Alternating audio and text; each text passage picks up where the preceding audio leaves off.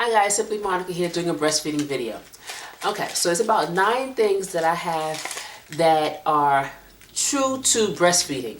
You hear all the time about, oh, the wonderful parts of breastfeeding, the bonding, them looking up at you smiling. Yes, that's all that comes with it. But nobody talks about the bad side of it. So I'm here today to share that information with you. Okay, so I'm about 5 months in. So I have the beginning, middle, and almost the end. I'm breastfeeding until about 1 year, and that is all. Okay, let's get into it. Number 1, it hurts. Okay, it absolutely hurts, especially in the beginning. Your nipples are sensitive. They're sensitive anyway because all the nerve endings are in there. And it hurts because somebody is latching on. Yes, they have no teeth right now in the beginning, but they're latching on to your boob, pulling from it on a consistent basis.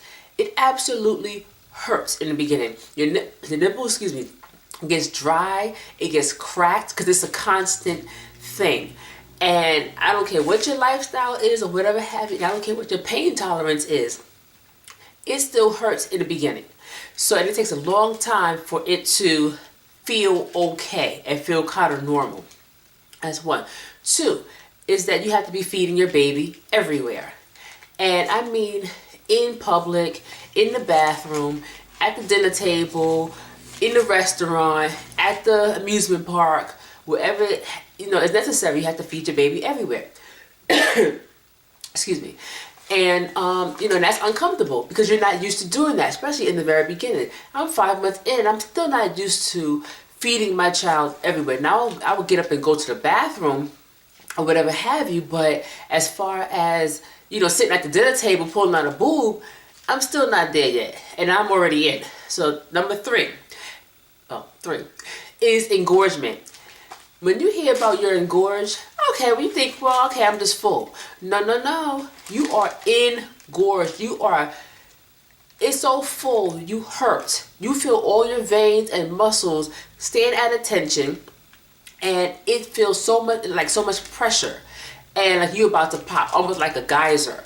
And you start leaking, so you got the leakage everywhere, which you have to be careful of, especially engorged. And you're leaking everywhere. You are just so huge. You can tell when you're engorged. You can tell when a woman is engorged because not only are the breasts full, the breasts are high, like big balloons.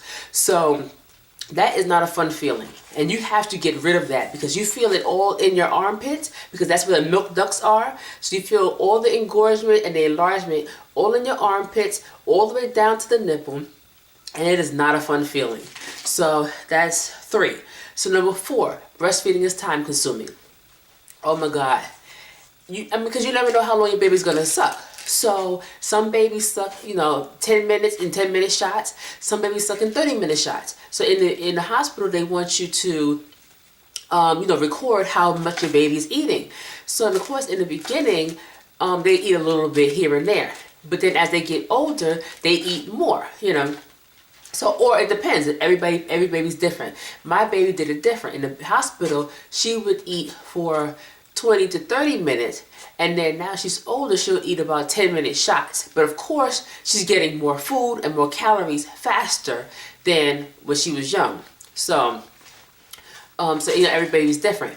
But it's time consuming. It's a lot of time to feed. And again, if you're out there in public, you pull on the boob for 10 minutes. You pull on the boob for 20 minutes.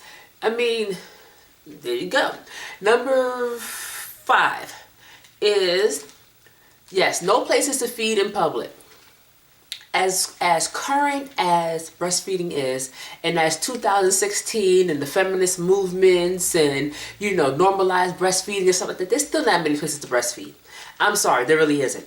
So, and they have restrooms, and then they have the mother's room, where they have a bigger bathroom, or they call it family restroom, things like that.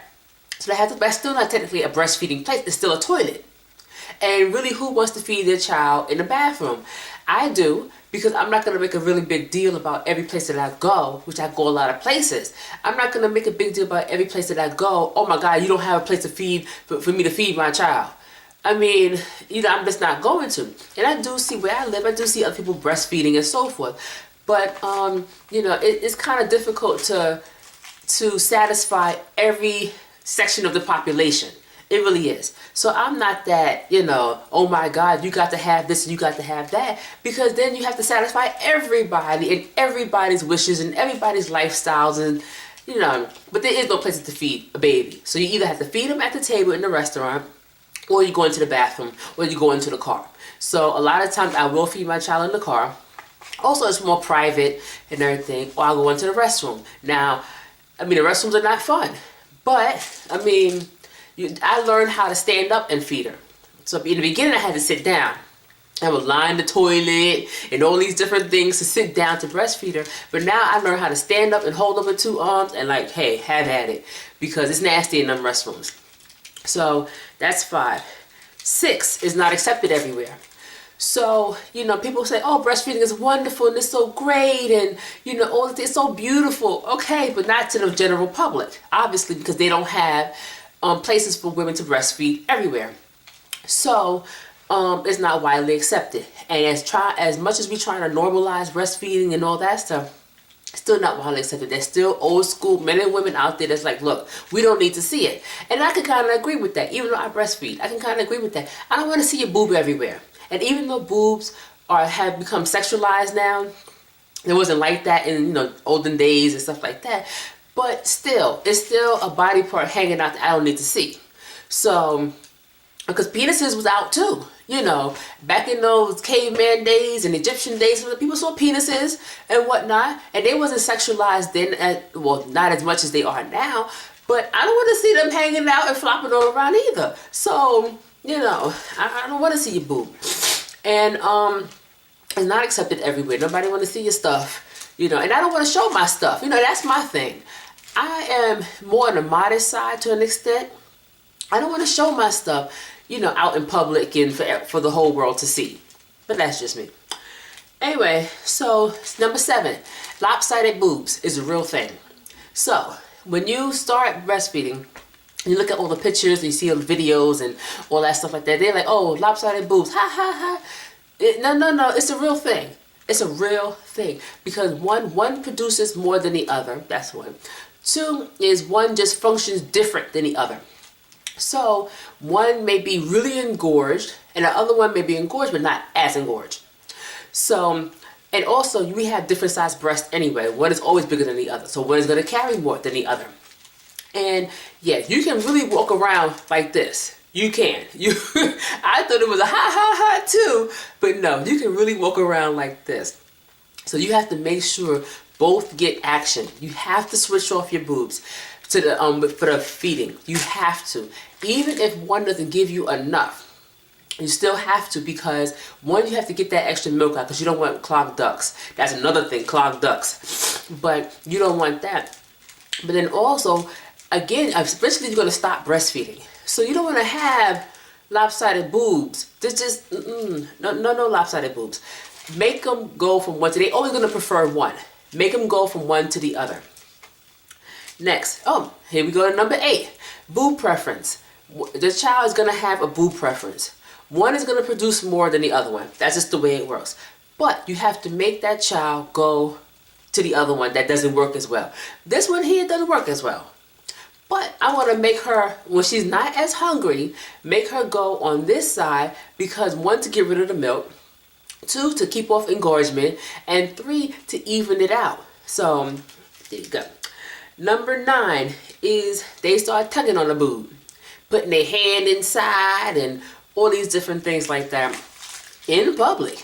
And they'll start biting towards the boob.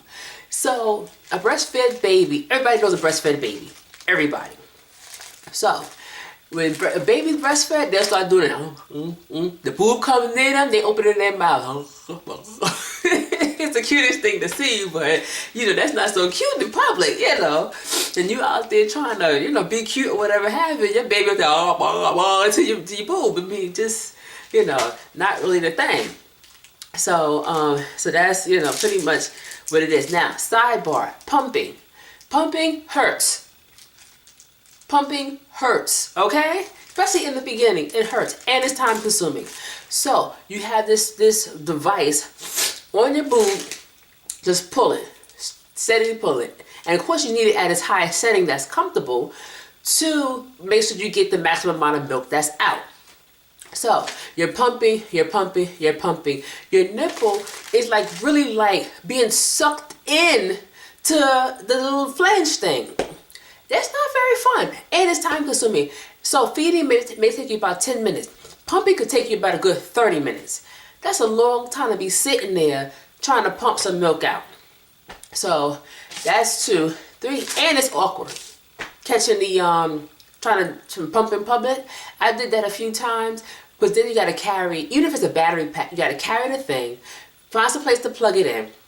Then you gotta put the flange up and, adjust it right and all these different things, and stand there wherever public place you are in for 30 minutes. Okay.